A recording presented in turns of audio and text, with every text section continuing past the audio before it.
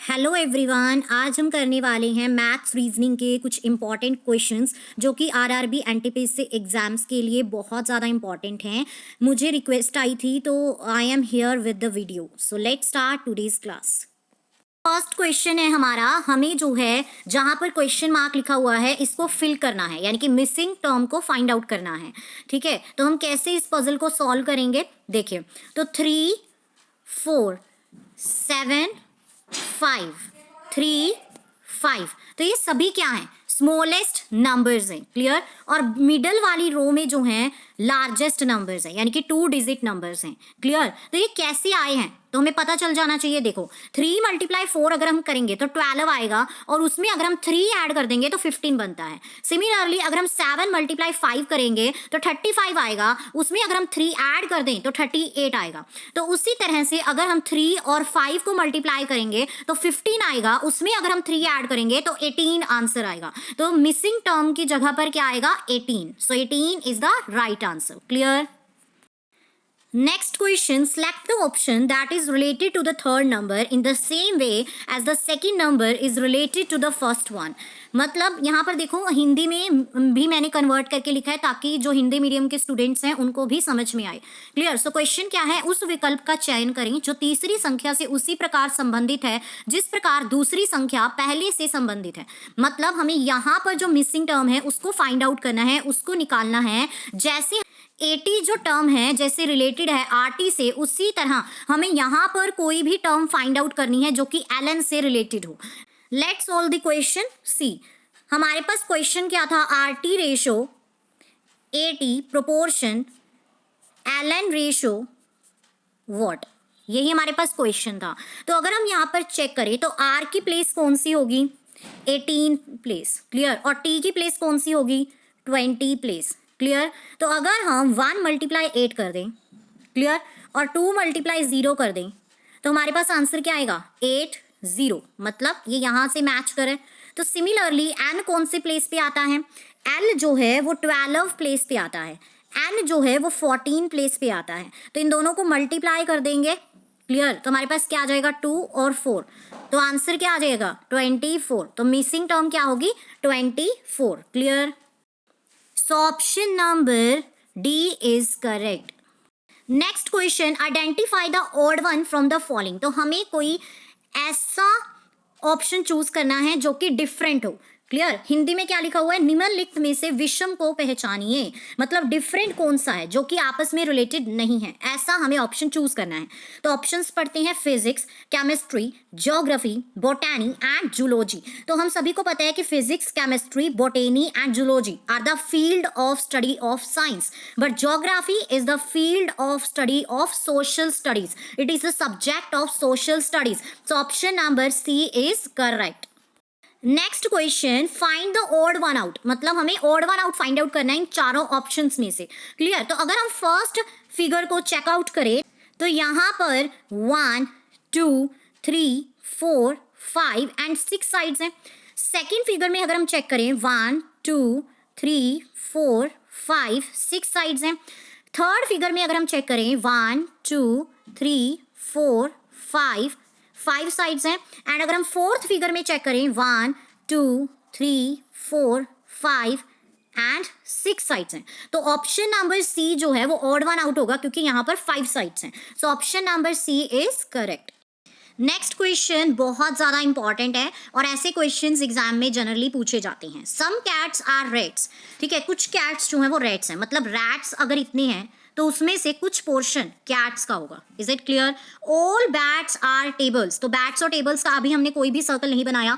All rats are bats, यानी कि जितने भी रैट्स हैं ये सभी रैट्स थे हमारे। क्लियर। तो ऑल रैट्स आर बैट्स, मतलब रैट्स जो हैं वो बैट्स में आएंगे, सभी की सभी रैट्स आएंगे। And all bats are table, और सभी बैट्स जो हैं वो क्या हैं? टेबल के अंदर आएंगे। क्लियर।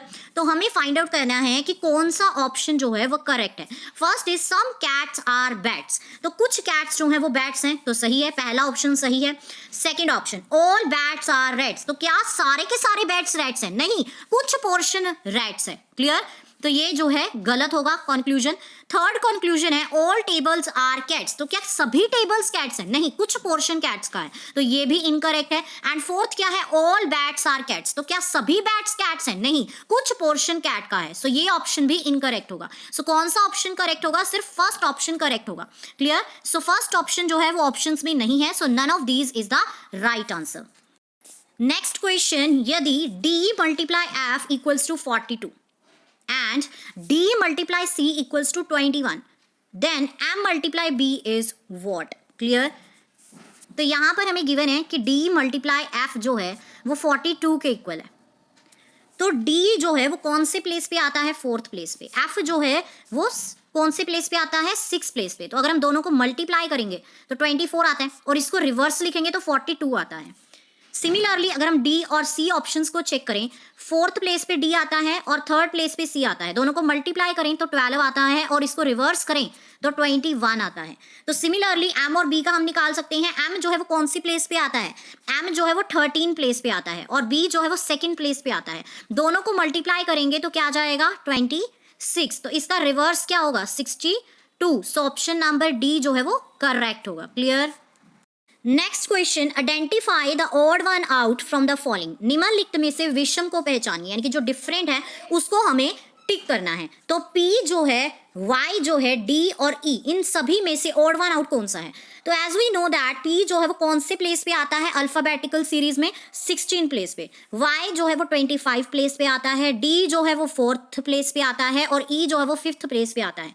तो अगर आप यहाँ पर चेक करो, 5 जो है वो एक ऐसा डिजिट है जो कि किसी और नंबर के साथ डिवाइड नहीं हो सकता, सिर्फ 5 के साथ ही डिवाइड हो सकता है और 1 के साथ। बट 16, 25 और 4 ऐसे डिजिट्स हैं जो कि किसी भी नंबर के साथ, यानी कि बहुत सारे नंबर्स के साथ डिवाइड हो सकते हैं। जैसे 4 जो है 1 के साथ भी डिवाइड हो सकता है, 4 के साथ डिवाइड हो सकता है, और 2 के साथ भी डिवाइड हो सकता है। 25 जो है 5 के साथ भी डिवाइड हो सकता है, 25 के साथ भी डिवाइड हो सकता है, और 1 के साथ भी डिवाइड हो सकता है। और 16 जो है वो 4 के साथ भी डिवाइड हो सकता है, 8 के साथ भी डिवाइड हो सकता है, 2 के साथ भी, 1 के साथ भी, और 16 के साथ भी। तो 5 ही एक ऐसा डिजिट है जो किसी के साथ डिवाइड नहीं होता एक्सेप्ट 1 और 5। क्लियर? सो ई जो है वो सबसे डिफरेंट है इनमें से, ऑड वन आउट है, सो option number D is correct.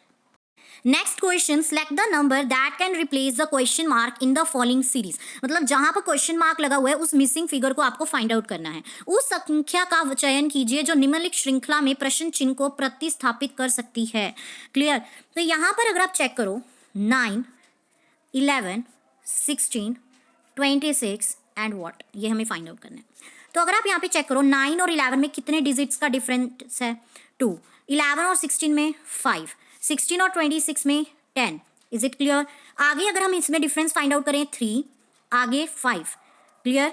तो यहाँ पर अगर आप चेक करो 2 डिजिट्स का डिफरेंस है, और अगर हम यहाँ पे 2 और ऐड करके 7 लिख दें, क्योंकि यहाँ पर एक सीरीज बन सकती है, तो 7 लिख देंगे तो 10 + 7 कितना हो जाएगा? 17, और 26 + 17 क्या हो जाएगा? 43। तो हमें जो अपनी मिसिंग फिगर मिल जाएगी, सो ऑप्शन नंबर बी जो है वो करेक्ट हो जाएगा। So option number B is correct. Next question, वह आरेख चुनिए जो नीचे दिए गए वर्गों के बीच के संबंध का सही निरूपण करता है। मतलब हमें ये वो ऑप्शन चूज करना है जो कि इन सभी को के रिलेशन को शो करता है। क्लियर? तो अगर हम चेक करें, साइंस जो है, साइंस एक ब्रॉड टर्म है, उसके अंदर बायोलॉजी को हम पढ़ते हैं, और बायोलॉजी के अंदर हम जूलॉजी को स्टडी करते हैं। तो जो हमारी फिगर होगी वो कौन सी करेक्ट होगी? ए फिगर जो है वो हमारी करेक्ट होगी। Clear? So option number A is correct. Next question, यदि L equals to 15 and M equals to 14 है तो K क्या होगा? Clear? If L equals to 15 and M equals to 4 then K is what? तो अगर हम Z to A count करें, यानी कि अल्फाबेटिकल सीरीज को, ठीक है, रिवर्स में काउंट करें, तो L की प्लेस जो है वो 15 नंबर पे आती है, M की प्लेस जो है वो 14 नंबर पे आती है, और K की प्लेस जो है वो 16 नंबर पे आती है। Is it clear? So option जो है वो C करेक्ट होगा। So guys, we have completed some important questions which are important for RRB and TPC exams. If you like our video content, then please like, share and subscribe our YouTube channel and provide support to me. Help me to reach 1K subscribers, and thank you so much.